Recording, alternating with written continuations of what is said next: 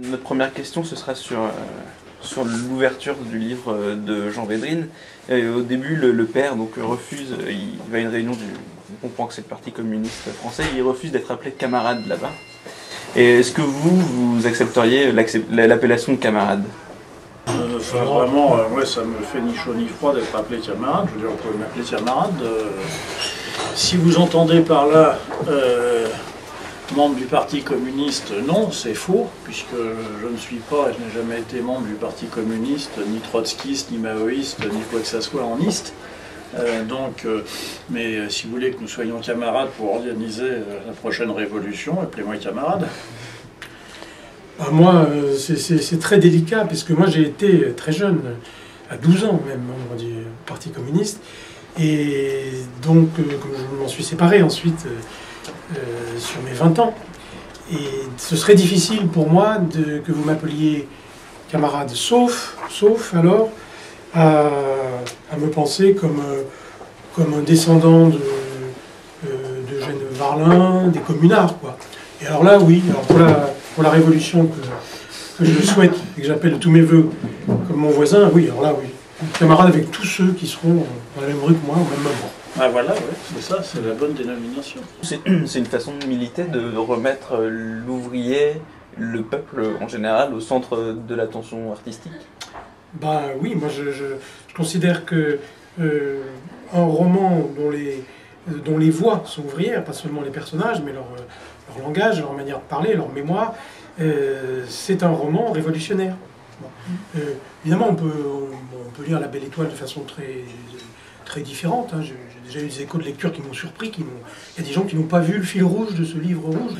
Mais pour les raisons que vous indiquiez tout à l'heure, c'est-à-dire que l'unicité de pensée, l'uniformité de pensée des journalistes ou des gens ou des critiques littéraires est souvent stupéfiante. Bon, c'est pas tout à fait leur faute pour la raison que vous rappeliez. Bon, ils sortent du même moule, hein, les écoles de journalisme entre autres, et ils ont du mal à se représenter ceux qui sont complètement invisibles.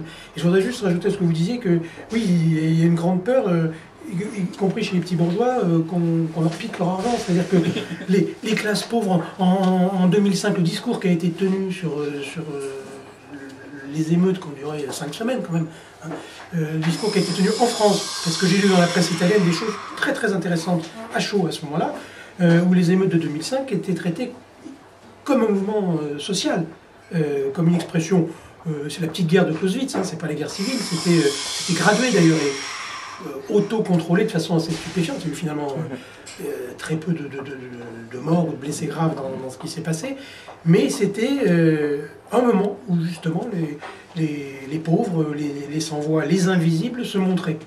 Alors, la télévision a montré que des incendies pris par hélicoptère de nuit avec un ministre de l'Intérieur célèbre qui commentait le feu. Bon, toujours derrière la rangée de... Mais c'était quelque chose de très intéressant. Et dans la presse italienne, y compris la presse, l'équivalent du Monde, quoi, la Repubblica, par exemple, il y a eu des articles intéressants là-dessus, sur le fait que c'était un mouvement d'une profondeur considérable. Il se passait quelque chose d'absolument inédit en Europe, par sa durée, par les centaines de milliers de jeunes gens qui y ont participé, et aussi par la façon muette de crier quelque chose. Bon, et à côté de ça, bon, il y a eu un réflexe de peur bien connu. Ce qui est peut-être pire qu'avant, c'est que ce que vous disiez, c'est le modèle de la bourgeoisie dans la petite bourgeoisie, qui c'est pas du totalitarisme, parce qu'il n'y a pas... Mais c'est quelque chose qui verrouille tout. Et en particulier, la richesse, l'argent n'a pas d'odeur, il est impossible de parler d'extraction de richesse. Quasiment impossible, c'est obscène de dire un tel est riche, peut-être que c'est scandaleux, quoi. C'est immédiatement apparaître comme un jaloux, un partageux, un être rongé de ressentiment. Il suffit de voir les défenseurs de Liliane Bettencourt, il y a de ça fait un peu plus de 6 mois maintenant, où c'était laissez-la tranquille, la pauvre, elle n'a jamais rien demandé à personne, elle fait ce qu'elle veut de son argent. J'aime que vous disiez la pauvre. Oui, la pauvre riche. Le pauvre petit enfant riche, c'est ça. Mais en fait, ce que supporte pas la petite bourgeoisie, c'est qu'on réponde à la violence qu'elle exerce tous les jours. Oui, enfin, c'est l'éternelle chose, dès que vous montrez justement une forme de violence ouvrière en pousse des hauts cris en criant à l'assassin, mais c'est terrible parce que la violence exercée contre justement le monde du travail, contre les salariés, est évidemment 1000 fois, 200 000 fois plus puissante. Et j'avais beaucoup aimé, il y avait eu un article en Angleterre qui avait montré que lorsqu'en France on séquestrait des cadres ou la direction de telle entreprise, ceux qui les séquestraient obtenaient généralement de meilleurs résultats dans la lutte. Et le titre de l'article était magnifique, c'était « Un peu de retenue ne nuit pas ». Ça c'est pas mal, oui. C'était une merveille, mais c'est vrai qu'il y a une violence qui s'exerce, et puis il y a aussi, je dirais, une immoralité, un cynisme, une injustice incroyable quand on pense qu'aujourd'hui, certains chefs d'entreprise peuvent gagner en 1 minute ce que un ou une ne gagneront jamais en une vie. Donc, quel homme a besoin, comme monsieur, je ne sais jamais dire son nom, Carlos Ghosn, de gagner 9 millions et demi d'euros par an, je veux dire, en se plaignant d'ailleurs qu'il n'est pas au niveau de ses homologues américains. Mais qu'est-ce qu'a fait ce type pour mériter ça? Est-ce un grand chercheur? Est-ce un médecin qui a trouvé quelque chose d'extraordinaire? Est-ce un artiste exceptionnel? Non, c'est simplement un domestique des actionnaires de Renault. Donc il y a là quelque chose évidemment d'insupportable, d'absolument insupportable, contre lequel il faut lutter de toutes nos forces. Justement, enfin, quand on dit ça, ça paraît toujours des fanfaronnades et des bêtises, et ça paraît stupide. Qu'est-ce qu'on peut lutter avec des livres? Si on peut les prendre et leur lancer dessus, mais c'est pas très...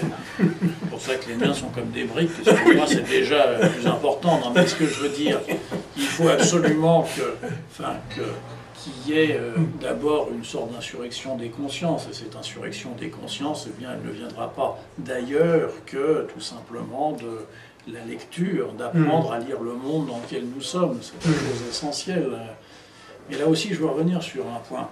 Regardez, quand on lit La Belle Étoile, c'est écrit de façon extrêmement déliée, avec beaucoup d'art, avec une liberté de ton.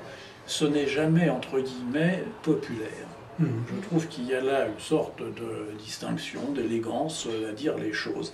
Mais là aussi, enfin, je n'ai pas lu les commentaires sur vos livres, mais je suis certain, j'en fais le pari en tout cas, que cet aspect-là du livre ne sera jamais mis en exergue, parce qu'on ne soupçonne pas ni la culture, ni la délicatesse dans un livre qui met en scène un monde qui n'est pas le monde de la bourgeoisie et des crédences petites bourgeoises et du buffet et des bibelots alignés sur la cheminée d'Empire.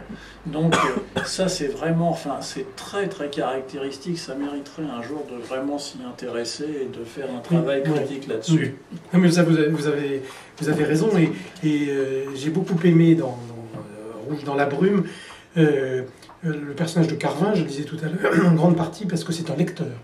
Bon, il s'est raconté aussi l'histoire du siècle, mais c'est un grand lecteur. Et il surprend tout le monde, y compris les cadres ou le patron qui s'avère ilote. Et bon, le malheureux, il termine à l'asile, donc on ne va pas dire de mal de celui qui tombe à ce point. Mais Carvin, c'est d'abord un lecteur. D'une certaine manière, s'il séduit un art, oui, mais bien sûr, c'est parce que quand il prend la parole, il commande des livres, il est littéraire, c'est un ouvrier lecteur. Et ça m'a beaucoup plu, ça m'a rappelé, moi, vraiment des souvenirs de mon enfance. Mon père fréquentait beaucoup de cheminots, et parmi les cheminots, il y avait des autodidactes qui avaient été aussi un peu formés par le Parti communiste, j'en parlais tout à l'heure, par les syndicats qui avaient aussi, et qui mettaient vraiment, presque je dirais, leur honneur, avec un tremblement dans la voix, à raconter ce qu'ils lisaient.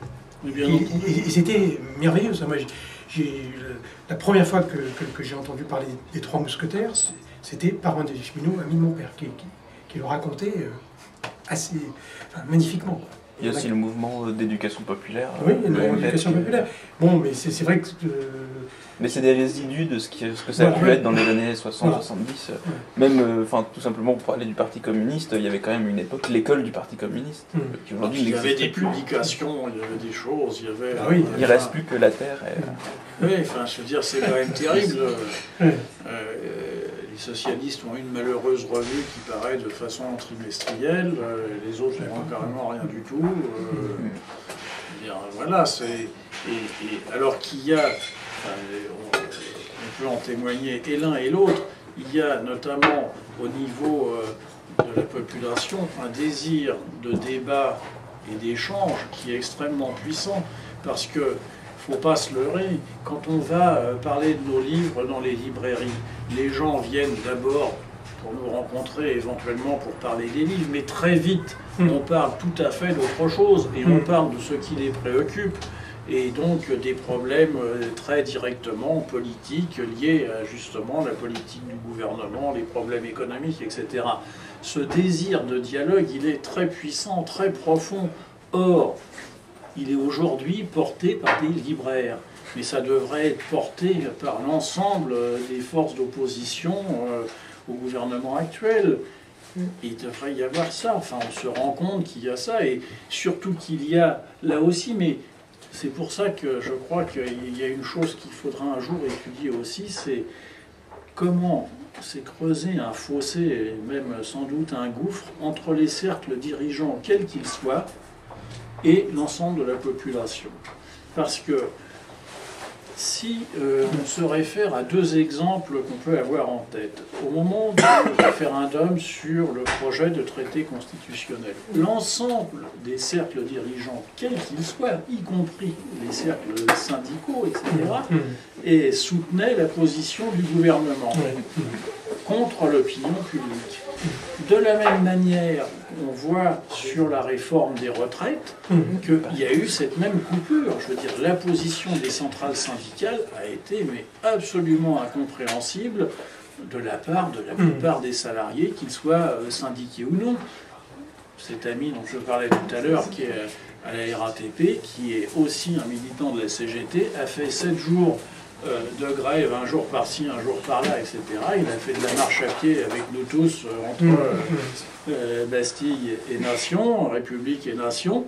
Et lui, il me disait, mais on n'a jamais compris, on était prêt dès le départ à faire une grève illimitée, voire à appeler à la grève générale, qui, quitte à perdre 7 jours, même 10 jours de salaire, est beaucoup plus efficace, mobilisatrice, et surtout force contraint ceux qui sont un peu hésitants à solidariser avec les collègues. Et donc il y a un mouvement profond.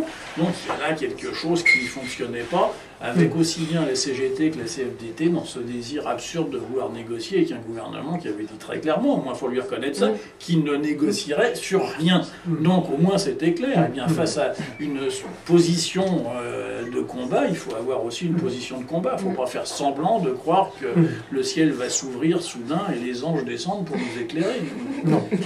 Je voudrais revenir sur donc un thème une problématique qui traverse les deux livres aussi, dont vous avez déjà un peu abordé, c'est comment naît la révolte. Donc vous avez dit il faut des exemples, des modèles à suivre.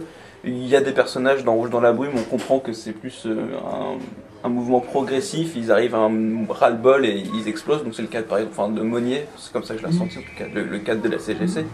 Et il y a aussi des personnages, on sent que ça vient de beaucoup plus loin, et j'ai l'impression que La Belle Étoile, c'est justement essayer de comprendre d'où peut venir ce sentiment de révolte, qu'est-ce qui peut l'amener à naître, et est-ce que vous pensez qu'il est déjà un moment, les gens l'ont déjà un moment et ils l'enflent, ou est-ce qu'il apparaît un instant T parce qu'un événement le provoque C'est-à-dire que je me suis penché, c'est pas la première fois mais c'est pas la dernière non plus, sur l'engagement armé de certains jeunes Italiens. Bon, puisque le frère du narrateur, donc Pietro, celui qui est surintégré puisqu'il veut se faire appeler Pierre, finira donc, comme beaucoup de jeunes gens italiens, par choisir la voie des armes. Alors c'est une question qui m'intéresse beaucoup pour des tas de raisons. Une raison très simple, d'abord, c'est que le discours officiel italien sur ce qu'on appelle, à tort à mon avis, les années de plomb, est un discours à la fois policier, judiciaire, universitaire, médiatique, qui boucle ces 20 années très violentes de l'histoire politique et sociale italienne, qui les boucle complètement, qui les ferme à jamais. Comme si s'était produit en Italie un phénomène qu'on pourrait rapprocher d'action directe, c'est-à-dire en France, c'est-à-dire un peu plus nombreux, et c'est la seule concession qu'ils font, quelques milliers de jeunes gens qui choisissent les armes, mais ces jeunes gens seraient issus de la bourgeoisie, pour la plupart, ou de la petite bourgeoisie. On cite souvent Tony Negri, par exemple, en exemple. Or, en réalité, il y a quand même une autre histoire qui s'est déroulée. D'abord, les fondateurs des Brigades Rouges, Alberto Franceschini, Renato Curcio et Mario Moretti, avaient des parcours très, très différents et très symboliques. L'un d'entre eux, donc Moretti, était ouvrier à la Siemens. Alberto Franceschini avait un autre résistant. Et le premier acte armé qu'il a fait, c'est avec le pistolet de cet oncle. Cet oncle l'avait transmis. Et bon, je me suis toujours demandé, avec pas mal d'amis italiens avec qui j'ai pu en parler, comment s'était fait ce choix qui aujourd'hui paraît quelque chose de très simple. En réalité, c'était pas simple du tout. Quand Franceschini, en 67-68, donc a mûri la décision avec d'autres, de passer dans la clandestinité, ça voulait dire qu'il abandonnait sa petite amie, qu'il abandonnait ses études, qu'ils allaient rentrer dans une marginalité qui certes avait des poches déjà en Italie, parce qu'il y avait des frontières entre certains milieux un peu délinquants, on va dire, et puis des milieux anarchisants. Mais la caractéristique, c'est que énormément de jeunes Italiens se sont engagés dans ce mouvement. Alors, il y a eu une discussion entre historiens pour savoir si c'est une insurrection, si c'est une guerre civile ou si c'est autre chose. On ne peut pas dire que ce soit quelques dizaines ou quelques centaines de fous issus de la bourgeoisie. Il m'intéressait de montrer le parcours d'un fils d'ouvrier là-dedans, parce que énormément d'enfants d'ouvriers se sont retrouvés en 69-70 dans les débuts de ce mouvement. Et d'ailleurs, les premières manifestations des Brigades Rouges ont eu lieu à Turin, à la Fiat, avec un appui certain des ouvriers de la Fiat. Le premier enlèvement qu'ils ont fait, qui a duré quelques heures dans le cadre, ils l'ont attaché un poteau à la sortie numéro 1 de la Fiat, à Mirafiori, et le cadre est resté attaché là 8 heures. Il y a eu 4 sorties d'ateliers, à chaque fois à peu près 1500 personnes qui sortaient, personne n'est venu le détacher. Personne n'est venu le détacher. Et la presse était là, elle ne faisait rien non plus. Bon, alors je m'intéressais vraiment de voir ça. Après, bon, beaucoup de jeunes gens en Italie ont raconté que oui, ils avaient le sentiment que la résistance italienne n'avait pas abouti. En France aussi, il y a beaucoup de résistants qui ont pensé ça. Guingouin, après tout, Limousin, s'il a eu du mal à rendre les armes, c'était pas par orgueil, ni par passion dominatrice, ou par goût de braquer les banques. Mais bon, il pensait qu'il y avait une deuxième manche à jouer. Et en Italie, c'est d'autant plus fort qu'il y a eu un consensus derrière le fascisme assez longtemps. Y compris dans la classe ouvrière, et que les antifascistes ont beaucoup souffert de leur isolement jusqu'au déclenchement de la guerre, en fait, jusqu'à l'affaire d'Albanie, qui là a retourné l'opinion, puis l'affaire d'Éthiopie avait déjà bien entamé le crédit du régime.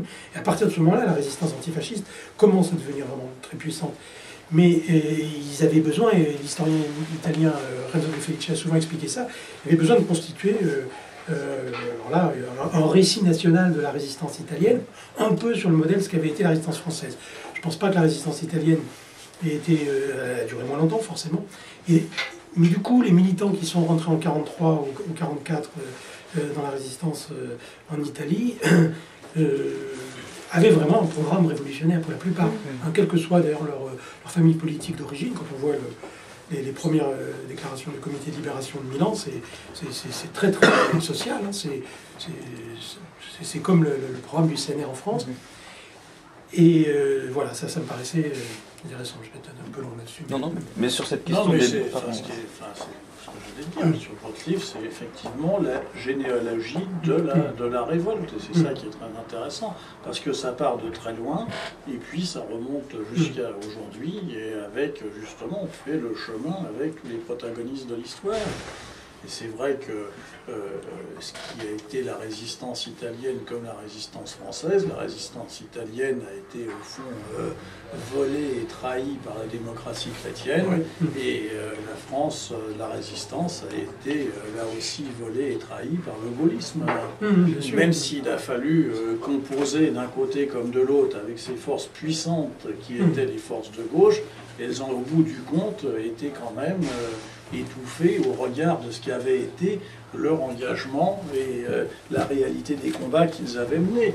Regardez, en France aujourd'hui, on veut réécrire l'histoire et faire que ce soit les gaullistes qui aient fait la résistance. Mais pas de chance du tout. La résistance, les premiers résistants ont été les communistes qui étaient en rupture avec le parti. Puis ceux qui ont été les combattants armés étaient plutôt les communistes. Ensuite, les gaullistes sont venus plus que comme des théoriciens, mais les troupes, c'était pas ça. Guingouin est un très bon exemple, je veux dire. Pour finir, peut-être, on va revenir. Là, il y avait le festival d'Angoulême ce week-end, donc Gérard y était. On parlait au début là, de notre entretien de la disparition de la figure ouvrière dans la culture. Et pour le coup, la bande dessinée, c'est un des rares arts où il y a encore cette figure. Le président du festival cette année, c'était Baru. Donc Baru, toute son œuvre, c'est sur... Enfin, pas toute son œuvre, mais la plupart de son œuvre sur l'ouvrier. Larsenet, avec le combat ordinaire, qui a fait une des plus grosses ventes, qui est aussi sur la question du devenir ouvrier, politiquement, etc. Est-ce que vous pensez que c'est l'avenir de la littérature ou... Non, c'est pas l'avenir de la littérature, c'est une forme de littérature, mais c'est pas plus l'avenir de la littérature. La littérature, c'est les livres qui sont écrits. La bande dessinée, c'est évidemment quelque chose de très bien, une autre façon d'aborder le réel, et tant mieux que ça soit comme ça. Mais je veux dire, il n'y a pas plus d'avenir de ce côté-là qu'ailleurs. Mais c'est là aussi ce qui est très bien, il faut prendre ça comme des signes encourageants, c'est de voir revenir au premier plan des récits, des personnages qui appartiennent au monde du travail. Si vous prenez la littérature anglaise, si vous prenez la littérature anglo-saxonne, américaine, etc., ça se fait très naturellement. Ça se fait très naturellement. J'ai lu récemment les textes, les récits, les poèmes et les textes politiques de Harold Pinter. Je veux dire, 1 sur 2, j'aurais écrit exactement la même chose. Je veux dire, on est du même monde, et bon, Alan Silito, enfin, samedi soir, dimanche matin, etc. Il n'y a pas ce fossé que l'on veut établir en France. Et surtout, je crois que ce qui est très important, et je crois que là, d'ailleurs, nos 2 livres concourent absolument à ça, c'est que dans la situation qui est la nôtre aujourd'hui en France, je pense que le discours d'opposition doit être porté justement par les écrivains, par les cinéastes, par les dramaturges, par les artistes, comme il a été porté en Angleterre à l'époque de Margaret Thatcher, par les dramaturges, par les cinéastes, par les écrivains, parce que aujourd'hui, comme avant chez eux, eh bien, ceux qui auraient dû être naturellement les opposants, c'est-à-dire les travaillistes, étaient totalement muets et incapables de dire autre chose que de répéter un discours convenu d'opposition. Eh bien, nommer les choses par leur nom, dire la réalité du monde, dire le réel, c'est-à-dire ce qui ne va pas, eh bien, c'est la tâche première, à mon avis, que doivent occuper aujourd'hui les écrivains. En premier les écrivains et sans doute derrière les autres artistes. Et c'est pour ça que les livres sont importants, que la bande dessinée concourt à ce travail. Il n'y a pas beaucoup d'écrivains qui se soient engagés nommément. Bon, comme vous l'avez fait avec Dan Frank au moment des manifestations, dans ce papier qui a eu un grand retentissement, sur le fait qu'il fallait surtout plus qu'on soit compté quand on défilait, mais qu'on cesse d'être aimable. Oui, qu'on cesse d'être aimable, voilà, exactement. Et que la colère seule s'entende, ou se voit, d'ailleurs. Oui. C'est vrai, mais ça serait bien, mais il y a quand même un certain silence, quoi. Oui, mais voilà, en même temps, notre vérité, c'est de ne pas renoncer, donc nous n'avons pas renoncé. Non, certainement pas.